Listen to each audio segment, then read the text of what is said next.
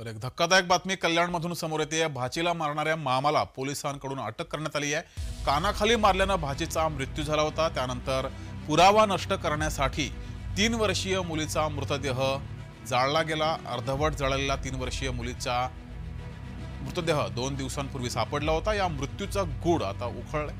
उल्हासनगरमधील ही धक्कादायक घटना आहे। मामानंच भाचीला कानाखाली मारली, त्यानंतर या 3 वर्षीय मुलीचा मृत्यू झाला। मात्र पुरावे नष्ट करण्यासाठी मामानं नंतर उपद्व्याप केले आणि पोलिसांनी मात्र हे सर्व पुरावे शोधून काढले। तिच्या मामाने सदरचा जो मृतदेह आहे तो नष्ट करण्याच्या उद्देशाने जाळलेला आहे। यामध्ये आम्हाला प्रत्यक्ष पाहणारे साक्षीदार, त्यानंतर तांत्रिक विश्लेषण आणि आरोपींनी दिलेल्या कबुली जबाबावरून आरोपीला आपण ताब्यात घेऊन पुढील अटकेची कारवाई आपण केलेली आहे।